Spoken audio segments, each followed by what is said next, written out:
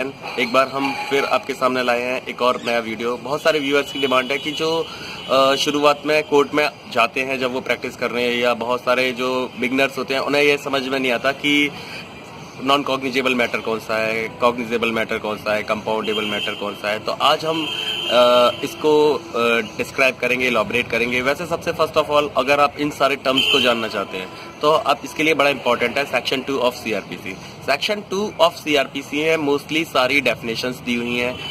बहुत सारी चीजें ऑलमोस्ट जो सीआरपीसी में यूज होती हैं या क्रिमिनल प्रोसीजर में यूज होती हैं वो सीआरपीसी के सेक्शन 2 में दी हुई है। हालांकि कुछ चीजें ऐसी भी हैं जो कहीं भी सीआरपीसी में नहीं दी।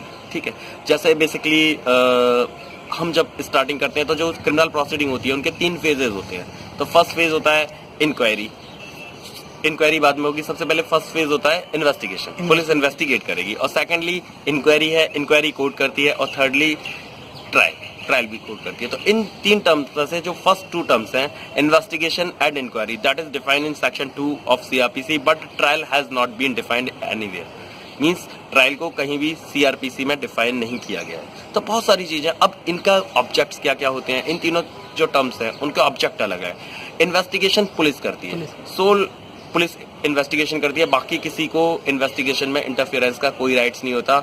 और इन्वेस्टिगेशन का जो ऑब्जेक्ट होता है वो होता है टू कलेक्ट द एविडेंस। ठीक, इन्वेस्टिगेशन को डिफाइन किया गया है सेक्शन 2 में। और एक और चीज है, जैसे हम आपको डेफिनेशन करनी है तो जो डेफिनेशन सीआरपीसी के सेक्शन 2 में दी हुई है तो वो अल्फाबेटिकली वाइज है।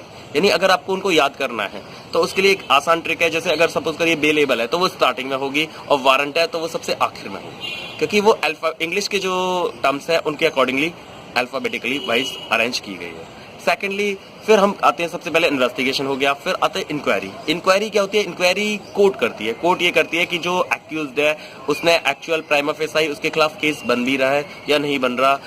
तो थर्डली होता है ट्रायल का ऑब्जेक्ट होता है टू एक्विट और टू कन्विक्ट द ऑफेंडर। यानी जो एक्यूज्ड है उसको एक्विट करना या कन्विक्ट करना on the basis of the evidence produced before the court. जो कोर्ट के सामने जो एविडेंस दी है, whether it is oral evidence और ये इट इज डॉक्यूमेंट्री। तो ये सारे टर्म्स होते हैं। इसके अलावा कुछ और टर्म्स भी हैं, जैसे एक होता है कॉग्निजेबल और नॉन कॉग्निजेबल।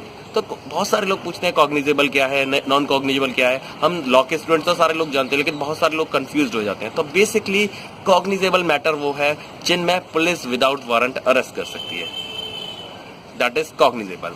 और नॉन कॉग्निजेबल जो सेक्शन 2L में है, दैट इज जिसमें पुलिस विदाउट वारंट अरेस्ट नहीं कर सकती। तो कॉग्निजेबल और नॉन कॉग्निजेबल में बेसिक डिफरेंट है कि कॉग्निजेबल में पुलिस विदाउट वारंट अरेस्ट कर सकती है, नॉन कॉग्निजेबल में पुलिस विदाउट वारंट अरेस्ट नहीं कर सकती। सेकेंडली अगर कोई कॉग्निजेबल इंसिडेंट्स होता है तो हम पुलिस के पास जाते हैं कि कॉग्निजेबल इंसिडेंट्स हुआ है, तो police is duty bound to launch an FIR under section 154 of CrPC.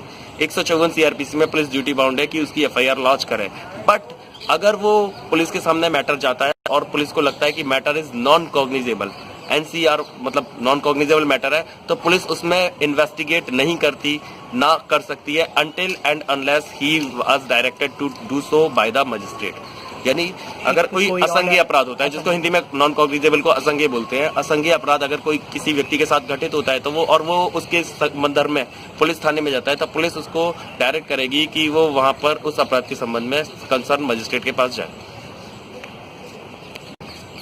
तो बेसिकली जब भी नॉन कॉग्निजेबल इंसिडेंट्स होती है तो जो भी पर्सन होता है वहां पुलिस जो ऑफिसर उससे कहता है कि वो मजिस्ट्रेट के सामने जाए और मजिस्ट्रेट के समक्ष अपना जाके परवाद प्रस्तुत करे या कंप्लेंट फाइल करे, क्योंकि पुलिस उसमें इन्वेस्टिगेट नहीं कर सकती जब तक 155 सब क्लॉज 2 में उसको इस संदर्भ में निर्देशित ना किया जाए कि वो उस मामले की विवेचना करे।